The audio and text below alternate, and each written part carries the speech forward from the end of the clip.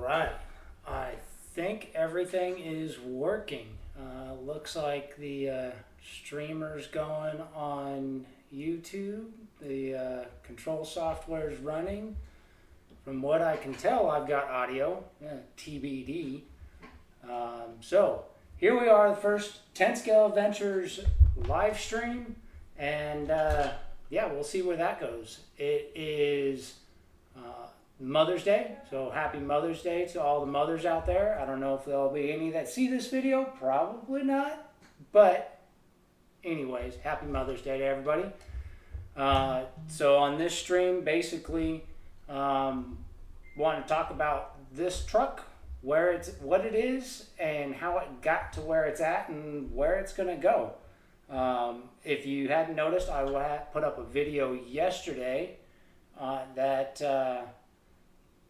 of this truck out on the dirt out here in Oklahoma, where I'm now located. And I was actually really happy with how the build has come together and how it performed. So while I was out there, I did happen to find a little pooch. The owner of the little pooch has already been located. It'll be going back to that person's when I crossed paths with him out on the trail here. But it was a fun little partner for some of the adventure yesterday. So what I've got, and let me switch the cameras. Yeah. Take a little getting used to working with the two different cameras and where to position things. So what this truck is it's a TF2 based build. So it started out its life as, a run-of-the-mill RTR TF2 with the single speed trans, leaf springs all the way around. The body is, it's your typical Hilux body. The back's been bobbed to about the same length as a Marlin because it was originally the full length bed. This cab was not the original match for this bed. I didn't want to cut the original one, which is right here. It's been on the channel a number of times. But I didn't want to cut the bumper or anything off the front of it until I was sure I knew where I wanted any cutting to be. But this cab will probably end up getting mated back to this bed and potentially on this truck, or this setup will go onto a different chassis and I'll get a different bed and bob it up to go with this cab. Both cabs are the RC four-wheel drive version of the Hilux cab. So they're identical, just different colors. The biggest difference with this one is right here in the front end. You can see that the lower bumper and valance has all been trimmed up to right at the bottom of the grill, which is what the maximum amount of trimming you can have to be Class 1 legal per SORCA, as far as I am aware. Now, if there's someone out there that sees this from SORCA and says that that's a no-go, it's cut too high, I apologize, but from what I've seen, I'm fairly certain that that's the legal cut point for these to still be Class 1 legal. And this whole truck is built to be a Class 1 legal truck. It is not a super comp rig, pure comp design. It is still TF2 chassis rails, but it is comp inspired. So I've got the front bumpers tucked up high and tight.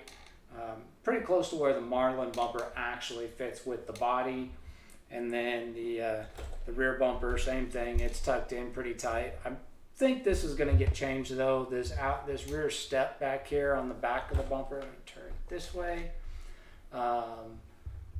Sledgehammer. Where to find if you can read this sticker? Sledgehammer. I am not sure what you're talking about. Oh, the sticker on the windshield. Actually, to be completely honest, he's talking about this sticker here. If you can read, well, I can't even read it right side up. If you can read this, roll me over. To be completely honest, I have no clue where I got that sticker. I don't remember at all where that came from. It's been on here for a few years.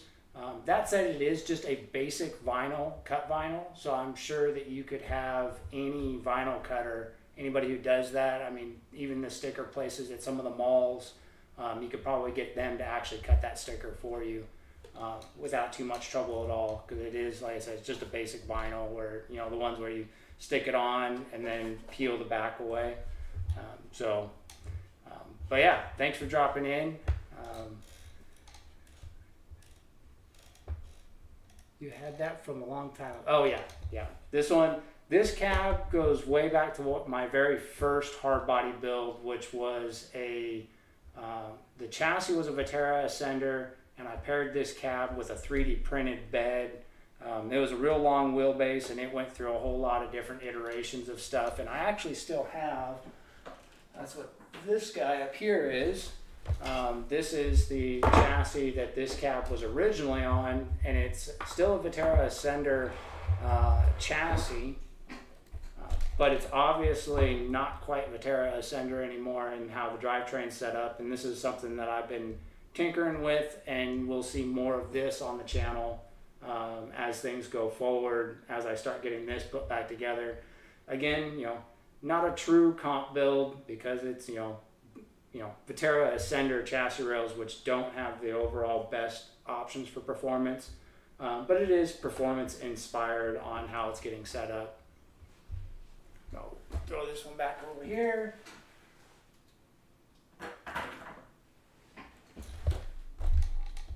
Sledgehammer, dibs on the bumper when you change it out. Oh, the back bumper on this truck.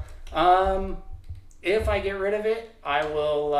I'll keep you in mind, and I'll let you know, and give you a shot at it. There's a chance it may end up on another TF2. Something that those of you who don't know me all that well probably don't know is I'm kind of like a TF2 whisperer. They're pretty much my favorite chassis to play with. And I never leave them alone. None of my TF2 chassis are anywhere near true TF2s, which is why I wanted to have this truck on the video, because this is probably one of the most unique setups I've done, and also probably one of my favorites. So I'm going to go ahead and pop the body off. Everybody's seen enough of these Toyota bodies that, you know, we don't need to spend a whole lot of time on that. Something I will point out in here, though, is I was pretty happy to do up an interior. Oh, I don't know if I can get it with the glare. Not really. I'll have to. It still needs to be painted. This new interior still needs to be painted. But I came up with a new interior for these Hilux cabs that I think has a really good look to it. And the main reason that I came up with it was because I had to clearance a setup that the normal Hilux interiors won't clearance without a bunch of cutting on them. So I designed up my own, 3D printed that, and it's a direct bolt-in inside there, just like the standard one. It bolts in up here in the top of the door, right there on both sides, and uses a couple of the bolts up under here to hold everything in place. Well, that'll come back around. Once I get one painted up and out of the cab, I'll have it on here to show everybody what it looks like.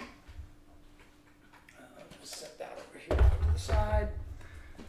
So here it is. This is my TF2 build. Did you ever get that shovel out from the bottom? Oh, yeah, on the bottom of the chassis. On this one, absolutely. This setup running has got a VFD in it, so it's got a completely custom skid plate in it. I think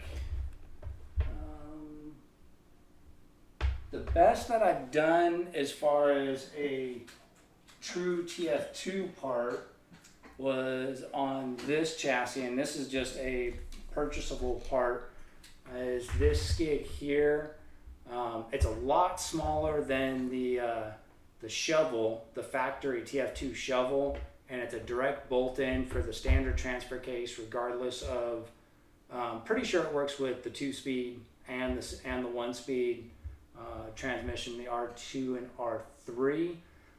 Does not work, as far as I know, with the R4 scale transmission. But this skid is, actually I'll flip it around so you can see the little logo on this side. Maybe. Doesn't look like the light wants. Oh, there it is, right there. You can kind of see it. That's a Boom Racing logo. But this is a skid directly from Asia Tees. That's a direct bolt-in replacement. Works with leaf spring or link setup on the TF2 chassis. So, and it works pretty good, and it's way better than the shovel. What else we got? Oh yeah, definitely way better than the shovel. That boom racing replacement, and it's pretty cheap too. I don't remember how much it was, but I think it was only like $10 or something like that, maybe 15. I'd have to look it up. It was a while ago when I got that. But this truck, the skid that's on here to accommodate the VFD, is a very flat skid.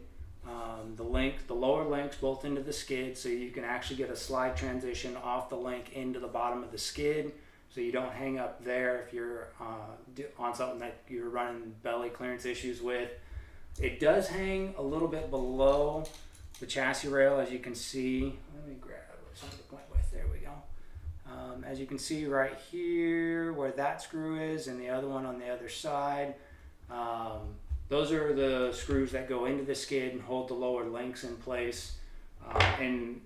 The reason I dropped a little bit below the frame rails was to get the VFD down a little bit lower overall in the chassis to improve drive shaft angles, and because I wanted to be able to keep the main plate here mostly intact for putting stuff on top of, which I don't use most of this center section, so I probably, or now anyways, looking back, I probably could have relieved all that and brought the skid up a little bit higher, but that's a trade-off with the CG. So overall, I found that it works really well where it's at, and I'm pretty happy with it. It is clearanced a little bit right here, so I had to do a little bit of notch clearance around the tail housing on the transfer case so that it could not interfere. And my drive shaft underneath, my rear drive shaft that's right here underneath, just barely clears the bottom of that chassis plate for the electronics. So, it was, designed to fit, right? If the grub screw that held the drive shaft on stuck out at all, it would bind up on that chassis plate. So the big advantage of the VFD of this whole setup is having that Vanquish VFD transmission in there, and it is fantastic. It's super smooth. If you've never driven anything that has a VFD in it, you're definitely missing out. It is a fantastic transmission, and this isn't even, I'm not even trying to sell you on Vanquish. I just really like the transmission, especially for the price. If I remember right, the VFD transmission kit, just the basic transmission kit that's in this, I think it's around $115 or something, right in that range, plus or minus $10. I'd have to look it up again. Prices change all the time. It's been a while since I bought one of the kits, but it comes with, I think it's a 6% overdrive built into the transfer case, so you get that little bit of overdrive, that's about perfect for a trail truck. It's not going to eat up the gears and destroy stuff. For a comp truck, it's not enough overdrive on a comp truck. And since this one's a little bit more comp inspired now on how I'm setting it up, I'm probably going to get the increased overdrive gear set for this transfer case, just because I want a little bit more pull in the front end. It'll help tighten up that steering radius. And if you watch that video from yesterday, you'll see there's a couple of spots where it looked like, I could have pulled in, if I would have had a little bit more pull in the front end, which a little bit more overdrive would have given me that some of those gates would have been a little bit easier to get into. How many points is this truck? Right now, I believe it's right around 48 points the way it sits, with the body, the interior, the roll bars, spare tire, scale motor setup, the winch is functional. I think it's right around 48. I'd have to actually pull out my calculator and look at it. And the remaining points to still be had on this that are planned for the build is it's going to get a scale driver. I have that. I just haven't put it in because I haven't done up a painted interior yet. It still has the test fit in there. And putting some inner fenders in the back to get those points. Some sort of inner fender in the front to get those points. and then adding, a couple of scale widgets in the bed of the truck, so that, get a couple of the non-functional scale points, add a land anchor and a snatch block, get a couple of functional scale points, and this will be a really easy build to get up to 60 scale, the 60 point max for Sorca. Oh, the antenna in the truck bed, yeah. I can't guarantee it, but I actually think that in the event of rollovers, this little antenna actually helps get the truck to roll back to its wheels. Because this truck, anytime it rolls, I'd say it's probably about 75% of the time or better, it rolls back to its wheels. Even when it gets slow on the roof, it's like the spring in the antenna actually gives it that extra little push to roll the rest of the way back over onto its wheels, which if you're doing a comp is great, because then you don't have to take those rollover points to get your truck back on the wheels. But aside from that, it actually gives it a nice little look, and if when you're whipping down the trail, it's got that, that little bouncing around on there. It's kind of hard to show it in videos, but it gives it that nice little extra something going down the trail. But yeah, so the power plant that's in this is a Holmes Hobby. It's a Polar Pro stubby, and it's a 2200 kV. Sure, I'm going to call it a 2200 because I can't read it where it's at in there. Pretty sure it's a 2200. I think that's pretty much the only one I buy is a 2200. Oh, check that out. So I just discovered, and this is why, you mock stuff up and then you forget to actually go back and check stuff. While I was out yesterday, I must have lost a shock hoop bolt. It's a good thing I was planning on doing some nut and bolt checking on this after putting together the new setup. So that's definitely going to have to be, a little bit of Loctite would have probably prevented that. Those are the Galan shock hoops, not the TF2 shock hoops. Oh, that's driving me nuts. I need to put a bolt in that. Hold on. Let's see, what do I got here? Nope, not those. There we go, that'll work. Galan shock hoops are taller than TF2 shock hoops, and they definitely work better, in my opinion, and they give you more mounting holes. Oh, that one actually needs a nut on the back. Oh, that's going to be annoying. So we'll just leave it with the bolt in place. So the Galan shock, the TF2 shock hoops, I got it. Yeah, this one's got them. So the TF2 shock hoops, as you can see with this one, are a lot shorter, which makes it so that you can see that. It makes it so that you have less options for what you can run for shocks. You can't get that axle to compress up as high because the shock bottoms out too soon, or you run a super small shock and you don't get any down travel out of the axle because the shock is too short.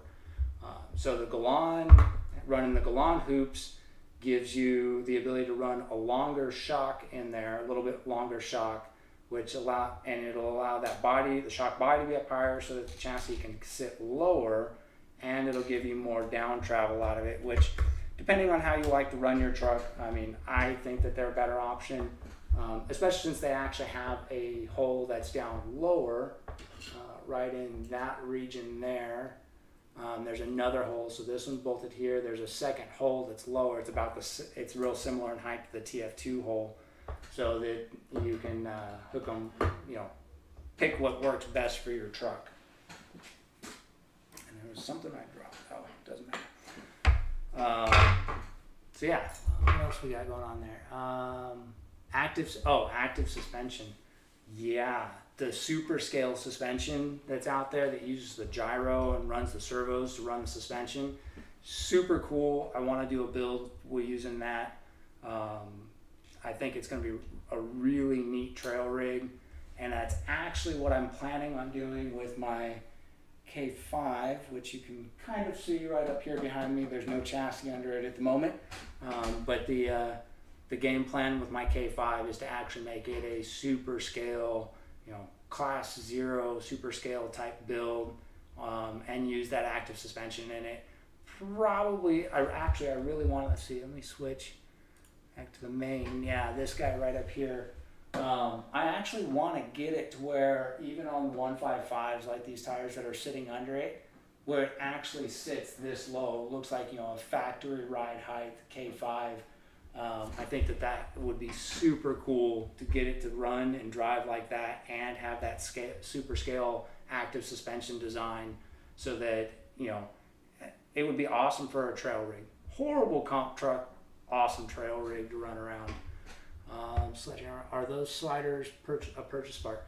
The sliders that are on this TF2 are the RC four-wheel drive plastic sliders. I can't remember if they come with the RTR or not. I'm pretty sure they come with the RTR. If they don't, they're just the ones that, you know, the cheapo $9.99 plastic sliders. I mean, they work okay. They've got a lot of flex to them, and they get you, you know, one scale point. So when you get bound up on stuff, and they slide across rocks decently, and they protect the bottom of the body pretty well, but they do hang a little low, and they're a little wide, and they're not bad. They're not bad. I definitely want to go to something that's a little bit higher and tighter for this chassis, and depending on scale points, and if I need the extra couple of scale points, I may go to something that's a metal slider. It won't slide across stuff quite as easy as the plastic does, but it'll get those extra couple of scale points. And if they're in a little bit higher and tighter, you get a little extra clearance out of it too. So, TBD. But that is one of the things that is on the chopping block. Even if I do keep the plastic ones that are here on this, I want to get them up a little bit higher and tighter in on the body to improve that overall profile, squeezing through rocks. In that video the video from yesterday, you can actually see a couple of spots in the video where I'm either sitting on the slider or having to push against the slider to get the truck to take the lines that I want it to take through the mock-up gates that I put out. So, yeah, they're all right. The other part with this that I really like is, I mean, it's kind of a wiring disaster. There's a lot of wiring going on in this chassis, which I have no doubt. Let me switch back to this guy. Here we go. I have no doubt that whenever the time comes that I have to do my super scale build, that the chassis wiring is going to be even more chaotic than this.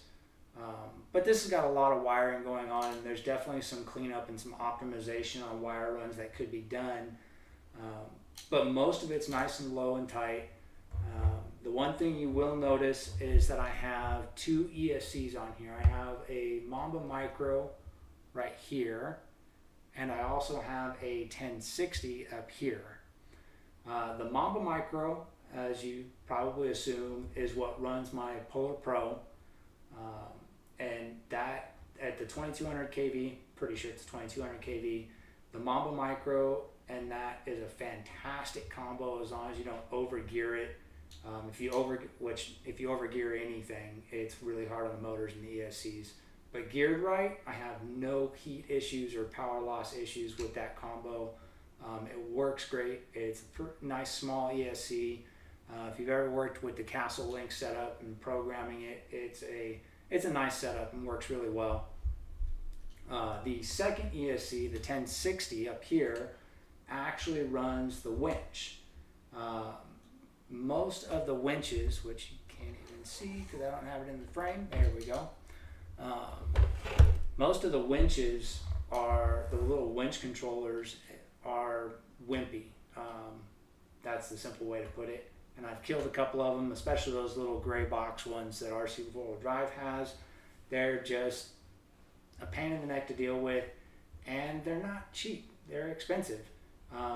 1060s, or even there's I think it's a 1016. Yeah, I think it's a 1016. I'll have to look it up again. There's an even smaller one that you can run I can't remember. I may not be running it because it might only be good to 2S. It might not be good to 3S, and I like to run 3S batteries. But anyway, the 1060s are cheap. You can get a 1060 for around 20 bucks, give or take.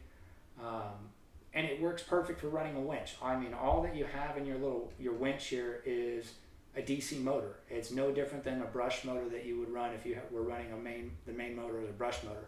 So you set it up the same way. Your 1060 just goes onto your motor leads. I use can't really see it, but I just changed the plugs, which I guess you can kind of see it right here. That's just a JST style plug is what I put on there. And it works great. It tucks away, the ESC is fairly light, and it's robust, it's waterproof, and cheap. So that's a great, cheap budget option. If you're doing a pure comp build, it's not the ideal ESC because it's a little big and heavy compared to some of the nice winch controllers. I think the Three Brothers has one that's really small and lightweight and supposed to be real powerful. I don't have one, so I think it's Three Brothers. It might be one of the other ones. I'm not an expert in the hardcore comp stuff yet. So the one thing you do have to do anytime you're running 2 ESCs is you have to make sure that on the servo wire, which do I have one around here that's visible? Yes, no, maybe.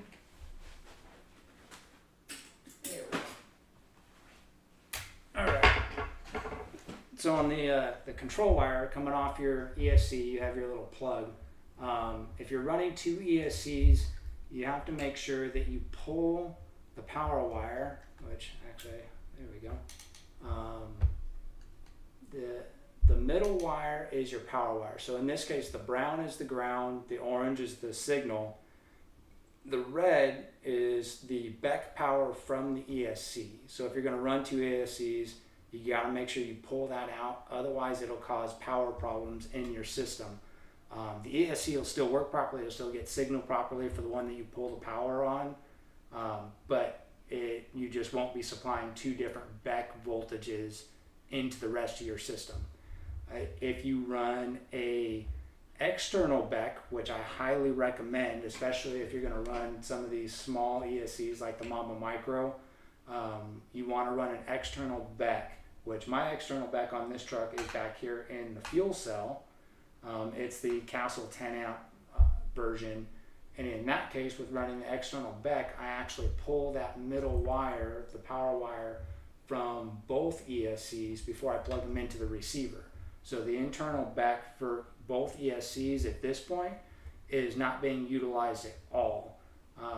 Something I might be, which actually that one you can see right here where I have the tail. That's that little tail right there. That is the power wire for the internal BEC off the Mamba Micro. So it's not being used at all. One of the things I might end up using that for, though, that won't overtax the internal BECs or affect the rest of the system is when I rewire the lights back up in the body. Because currently I don't have any of the lights wired up. The wires for doing the lights are just all taped up underneath because I was doing some testing on the overall setup. Stay up. But by having those BECs not doing anything, you actually still have power circuits that are not being utilized at all, that are not your main drive circuit. So that's kind of nice. One of the other things I did on this chassis that's different than how most TF2s are set up is I took, using the stock part that comes with it for mounting the servo, is I took and I rotated it 90 degrees clockwise, and I put my servo in a lay down position with a couple of spacers, right here on the sides, a couple of spacers in there to get it shimmed out to right where I wanted it. And I'm running a low profile servo in there to get it all to fit right there. It changed some of the steering geometry a little bit, But as you can see, even with my axle at full droop, oh, too high. Let's see if I can get that up. There you go. You can see that my steering link and my panhard, my panhard's here, and my steering, you can see the servo right there, are almost perfectly parallel with one another, and the staggered length between the two is almost identical. What that does by making those parallel and equal length is it eliminates bump steer. So you can see I can take the chassis up and down on the suspension, and my wheels don't do any walking back and forth. That eliminates the bump steer by having the panhard and the drag length for the steering equal in length and equal in angle. So super happy that I was able to figure out how to make that work. And the ticket was running a low profile servo. Right now it's a 19 kilogram servo just because that's what I had on hand. Some of the guys that I drift with will probably recognize that servo because it came out of one of my drift cars. Sorry guys, I robbed a servo from a drift car and used it in a crawler. It actually works pretty good. I'm pretty happy with it. So I may just have to get another one to put back in the drift car, because you don't want to abuse one in a trail truck and then shove it back in a drift car. That chassis is way too pretty for dirty parts from a trail truck. But yeah, super happy with that setup as far as the steering goes. It works really well. It's reliable, and it fixed some of the geometry issues that I was having. One of the other things I did notice that I did with that I didn't mention is right here. You can see where the panhard's mounted. I actually have the panhard shimmed forward like a good solid 10 millimeters, and moved it on where it mounts on the axle so that it goes perpendicular to the chassis rails almost perfectly. And again, that was in an effort to eliminate that bump steer in the front end geometry. What else we got with this thing? The scale, so not only does the fuel cell hide some of the electronics, but the scale motor on this is also an electronics enclosure. Let me pop this open real quick for you so you can see how that's set up.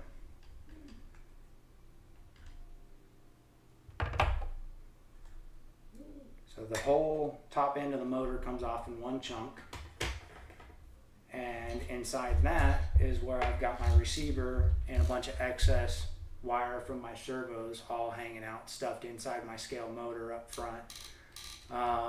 Again, that comes down to when if I ever do a true final wiring job on this, I'll actually make perfect length servo wires for everything, so that there's not all this excess just wound up in here. But it actually does hold quite a bit of wiring in there, and hides it nicely. Otherwise that would be all hanging out somewhere here on the chassis, having to be held in place with zip ties or something. So right there you can see there's my other power elimination circuit right there. This little tail right here with shrink wrap on it. You can kind of see it anyway. But yeah, so that is the TF2. The rear suspension is again my creative solution to improve the travel geometry without having to cut any holes in the bed. So I came up with these mounts that are right here. They're red. It's a 3D printed part. It wouldn't be hard to fabricate it out of aluminum or something. It could be a little bit smaller and thinner if it was fabricated out of aluminum. But right now it's a 3D printed part that bolts onto the factory holes that are in the TF2 chassis, and they bring the shocks all the way forward at I'd say that's probably a 45-degree angle, give or take. And the shocks I have on here have the reservoirs. I've got them turned down because the bed floor sits just a few millimeters over the top of all this stuff right here. So there wasn't enough room to have the reservoirs on top, which is, if you're running something that's got a functional reservoir, it's generally better to have them to the top side. At least that's the common practice. I don't know that it's truly better, but it seems to work fine with them turned to the bottom side, and I don't get any binding or clearance issues with the bed floor. But this geometry works really well. The amount of travel is a bit excessive, and it's goes from all the way down to up to about there. It does. This one does have, these shocks had more travel in them, but they've got I think they've got a bump stop internally to reduce the travel because it was too much travel. But the length of the shock was right for where I wanted everything to sit. So I used internal bump stop. Some nitro fuel line works great for an internal bump stop. You just cut it to length, put it on the piston shaft, and it'll stop the shock from overextending, which is a perfect and easy, cheap solution to adjust the travel length of your shock if you're wanting to run a long shock but not have it droop all the way out, just because that's what fits with the geometry like this. So what else we got with this that's unique? It is a full 4-link, as you've seen underneath. Drop the motor back on before I drop anything out of there. It's full 4-link. It is not the TF2 link conversion setup. Those links would be the wrong length for what's on here between the skid and the VFD skid conversion and the axles, because these are not RC 4-wheel drive axles. They are RC Model X axles, and they're called the Max Pro 44s. They look almost identical to the old machined axles that RC 4-wheel drive did, machined aluminum K44 axle, which I wish they still made. And I don't even know if RC Model X exists anymore. Their website is now down, so they may not even exist anymore, which is kind of a shame because I only have one set of these axles and I want more. But they are a machined aluminum axle. It's a 2-piece housing, a lot like the way RC 4-wheel drive axle K44 axle is, other than the fact that it's machined aluminum instead of cast pot metal. That sucks. The truss that's on here, which is a key component to actually getting this axle to compress all the way up in the chassis like that, don't quite have enough light in there, is a low profile truss from Asia Tees actually. And Asia Tees has an axle very similar to the RC 4-wheel drive axles that they have on their Defenders, I believe, and this is a truss setup for that that lowers the overall truss height. There's this one.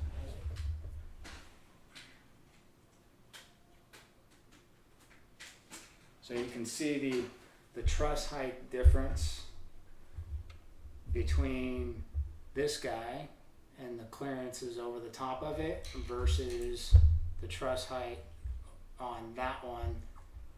It does change where the links mount just a little bit, but it allows everything to tuck in under the rear end a lot cleaner.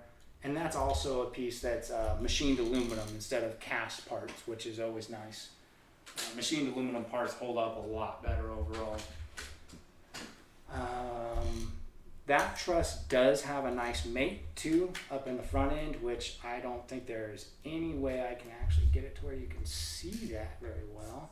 Let's see if I turn the wheels, angle it up. Yeah, there you go. Okay. Well, you can't really see it because the front truss is almost level with the top of the front pumpkin. I mean, it's super low profile on the front end, which if you're doing a link conversion on a TF2, the front truss is just as big as the rear truss that was on that axle I was just showing you. And it just does not compress. There's just no room. And you can see that this axle actually tucks, not that this frame has a whole lot of relief in it for it, but this axle tucks pretty well up and tight into that relief. And it could probably go a little bit further if I could find some different shocks that had a little more up travel in them. that were a length that I was happy with the geometry on. But you can tell the RC four-wheel drive truss setup for the link on the axles is just nowhere near the amount of clearance that this one has. Super nice axles though, and I really like that truss setup. Overall, I mean, let's see, what do we got? I'm running a mix of drive shafts. That's always a great thing. SSD scale universal drive shaft is what's in the rear. That is marketed for a TRX4 as a TRX4 front drive shaft, and it's a perfect length for fitting in this setup. The front drive shaft in this chassis is pretty well worn out. Probably due for replacement, so I need to order up one of those to see if and put it in the front. I think that's one of the old, real tough drive shafts from RC four-wheel drive. It's not broken yet, so I won't replace it. Let's be honest. But I may order up a spare drive shaft, another, rear, the SSD scale universal that's in the back, to have one in the box ready when that one fails. And I run the whole setup on 3S. Typically with these, I run, the 2200 3S. Drone packs is what I've run in the past, and I'll run them right here across the back like I have in that other chassis. That's a great battery for trail. You get a good amount of runtime without something that's too big, and you can still have a full interior, and it's decent size, and it's reasonably priced. But since I was going after a little bit more of a performance, out of this chassis, I dropped to it's a TAT2 1050 3S battery. And again, it's another little drone pack. They're pretty cheap. It works pretty good. I think I can get probably, as far as comp use, and one of these is plenty of power to run a comp. You probably run a pretty long comp with just one of these. I probably got 30 to 45 minutes out of it. Not running super hard. I don't abuse my trucks real hard. You saw how it was in the video. I wasn't, wide open throttle, sending it everywhere. A lot of creeping and crawling, more technical type drivers. So that, also helps your batteries last longer. But that also fits real nice right up there on the front of the chassis, helping keep that weight bias, towards the front end, which helps on those climbs. And Duralock. Duralock is the key. No Velcro straps, no battery trays with retainers. When you run small batteries like this, you can just take a little bit of Duralock, which is that, plastic hook and hook stuff, kind of like Velcro, except way better. But yeah, you just take some of that, throw it on there, and put the battery where it goes, click the Duralock together, and that's it. It just stays on there.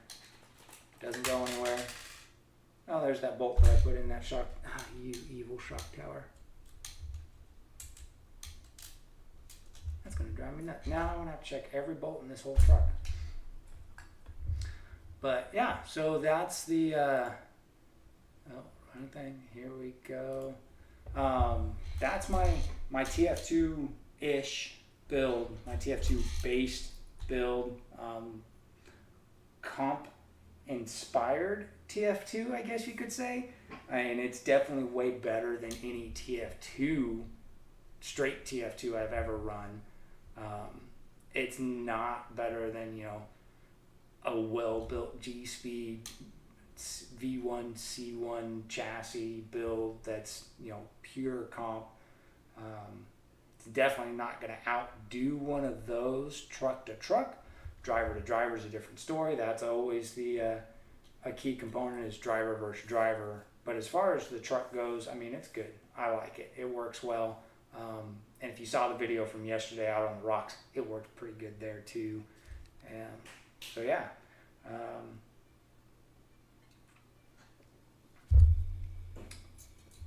else we got. I think that's, you know, that's about it for this truck. Weight. I wonder what it weighs. I haven't weighed this yet. Here, let's throw the body on. I will grab the scales and we will weigh it. Find out what it weighs right here live on YouTube. That sounds, you can tell I'm not making it up then. No, I did not reprogram the scales. That would be cheating.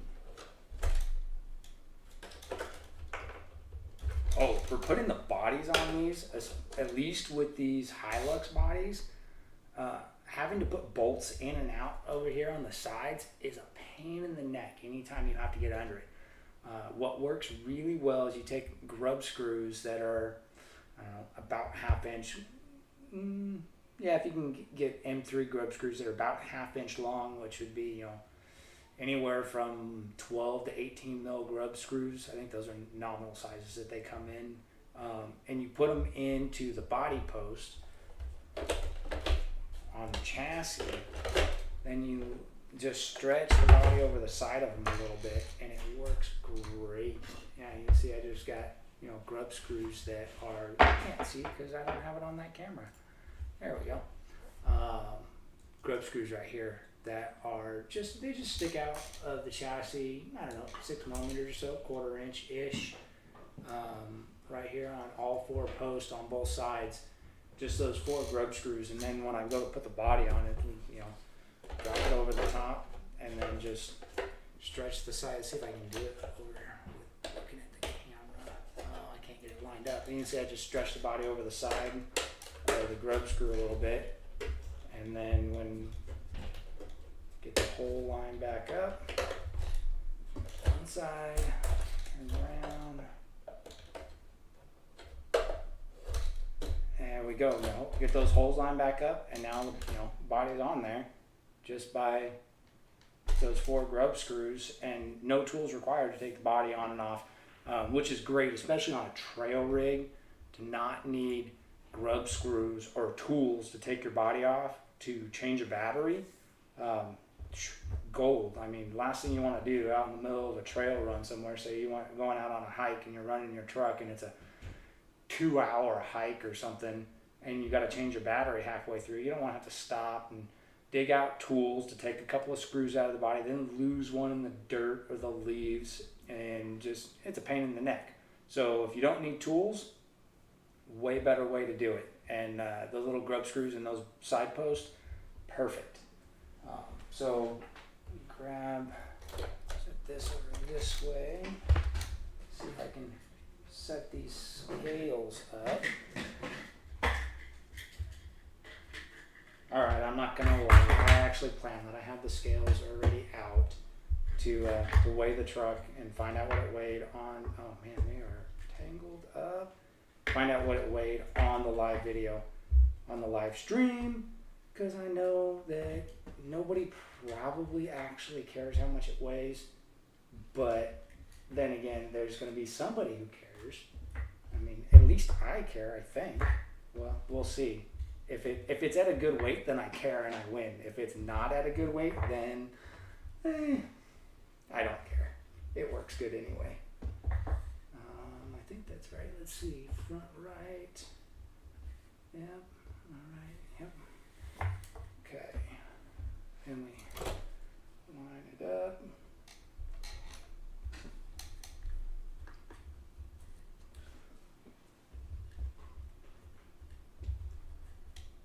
All right. There's where it goes. We'll get that out of the way. Turn the scales on. What do we got? How much for Lance's old 86 body? If you really want it, you're going to have to come out here and get it, and we'll discuss in person. How about that?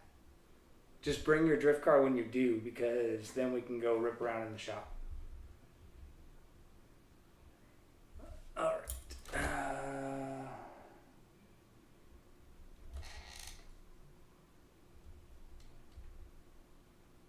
I think that's pretty close to where. All right, we're pretty square on the scales. What is the magic number? Oh, there you go. that's actually not too bad. I mean, she's kind of a pig. 3,300 grams. Let's go to ounces. We'll speak English. Total of 116.5 ounces.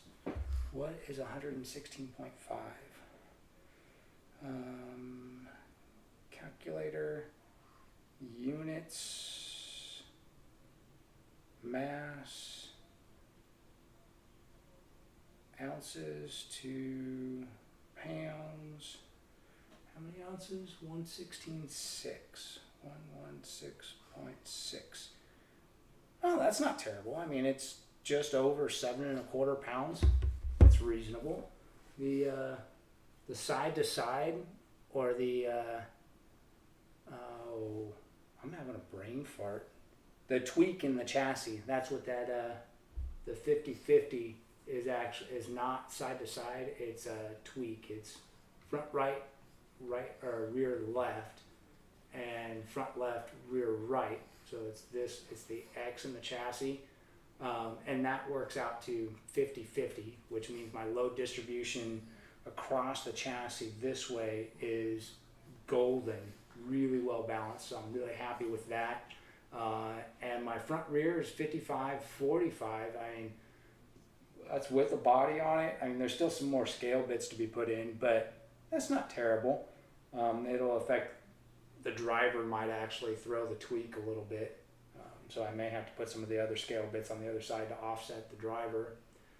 But overall, the balance on the truck's pretty damn good. And at 55/45 front biased, that's definitely going to help with the inclines, having that weight tilted forward. So that's going to be nice. It's already, I've seen it out on the trail. I knew the bias was to the front, and I knew setting up the truck, the bias was to the front, because it was set up that way intentionally. So 5% is not bad. 60/40 is probably the ideal range for your weight bias front rear for performance. Too much to the front can make it really sketchy on downhills. The truck will want to roll even easier with too much in the front. It has to do with the inertia of everything, that sciencey stuff. But a well balanced is probably near perfect for most trail trucks is going to be that 60/40 range for most of them. And again, driving style. Depending on your driving style, you may like the bias one way more or like it the other way. There is no perfect answer. And there's the weight on the pig. And it's just over 7.25. That's actually probably one of my lighter builds. I thought it was heavier than that, so I'm pretty happy with that. The scales, if you're curious, these are the Sky RC corner scales. I did not buy this for working on my crawler trucks. This is something I got for working on the drift chassis, which are a lot more sensitive to weight distribution and preload and tweak in the chassis. So when you can get those chassis really dialed in well, they really handle really nice. But at the same time, it is kind of fun to throw the crawlers on them and see where things weigh in and how balanced they are. And any rig, whether it's small like these guys or full scale, a well balanced chassis performs better than a chassis that's way out of balance. So keep that in mind. The scales aren't, it's not something that's super important. There's different ways that you can do it. You can even do it by feel, get close or at least get an idea of what it does. But the scales do help if you're trying to find that little extra edge. If you're doing a hardcore comp build, Jake, I'm calling you out. If you're doing a hardcore comp build, I expect your scale numbers to be like perfect. And knowing you, they probably will be. But anyhow, they won't be perfect on my scales anyway. Well, they could be. You can just bring your happy, little what used to be a Canadian truck out here to Oklahoma and test out the red dirt. Well, I think that's probably about going to do it for this first live video. I didn't really have anything else planned to discuss other than, you know, talk about the truck. The red dirt out here in Oklahoma, it was great to run on. First time out on that.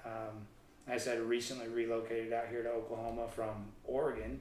So the environment's a little bit different. The terrain is a much different surface than the type of surfaces up in the Pacific Northwest. But it was great. I actually really liked it. There's a combination of fantastic grip and no grip all at the same time, which was different. A lot of it had to do with whether or not there was a little bit of a sandy coating on the rocks, or if the rocks were more cleared off by the wind. But yeah, it worked really well. It made for some great scale footage and some couple of really good pictures just because of the way the terrain is. The pit bull tires, I really like the way they worked in Oregon on those terrains, and I'm not disappointed with the way they work here, so I'll probably stay with the pit bull tires. They've never let me down, and I think they look good. They're a real good fit on this truck. These ones are only $395 tall on a 155 wheel. So in class 1 you can go all the way up to 419 tall, but those 419s just, they look a little too big for these Toyotas, in my opinion, for what I like. Whereas these 319s, you know, they fit the fender wells really well, and they've got, you know, these wheels have a great offset. This wheel, you know, the tire just barely tucks into the fender wells when it needs to, because the back spacing is right where it needs to be, which keeps everything from binding up, but still allows the truck to sit and clear real well. And it doesn't get any binding up here. And if this tire was any bigger, it would need trimming in this part of the body to have clearance on there. So the 395 is about perfect, at least for the way I like to run my truck. I don't know. Yeah. So those of you who jumped on here and hung out with me while I did the live video, I appreciate it. And hopefully we'll see some more people in the future, make things more interesting. I'm thinking maybe I'll have to see about getting some of these stickers actually made. Maybe my buddy John up in Portland, he might be a great source to get some of these stickers made. Oh look, that put in the truck right there gives me a wonderful halo right on the windshield. That's my my added light, so that there's, you know, decent, you know, halfway okay lighting here where I'm shooting the video. Nice halo light, and now it's, you know, a nice halo on the windshield. Oh, something else.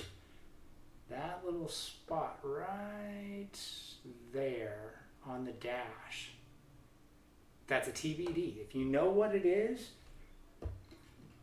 awesome. If you don't know what it is, don't worry, you will find out in the future, because that is part of going to be part of a future step on what happens with this truck as I take it out to a full 60-point build. That component plays a part in, you know, what's to come. So yeah, until next time, again, happy Mother's Day to all the mothers out there. And you know, I think the next live video I'm gonna try and shoot for next Sunday, and if all goes well, I'll probably aim to do live videos, you know, a live video from the workbench every Sunday evening. Maybe I won't commit to that just yet. We'll say that that's the goal, is to do a weekly from the workbench recap on things that have happened over the week, whether it's out on the trail, something rather that I got in hand, you know, a new set of wheels. Oh, I really want a set of Pro Builds. Do you have Pro Builds? If you've got Pro Builds, I want to see them. They are really interest me. I wish they were 155s, but I could use a set of 19s for that build up there. And I've got tires for them already. You know, they're a little worn out, some 475 pit bulls, but those are also for that build up there. But yeah, the Pro Builds really interest me, so maybe I'll have those on here in the near future. New designs, new changes. There's builds that need to be done. There's an RV up there on the shelf that's been a long-term waiting project that needs to get done for a trail rig. It needs to be set up to be, not only a trail rig that's drives decent, but also has the right gearing and right kind of power to pull a trailer, so that I can put, something like this on a trailer behind it. That screw fell out of the shock hoop again because I still don't have a nut on the back of it. So that's basically, it's telling me that it's time to call it quits. Thanks again, guys. Have a great evening, and we'll see you on the next one. If I can figure out how to stop. Oh, there it is. End stream. Later.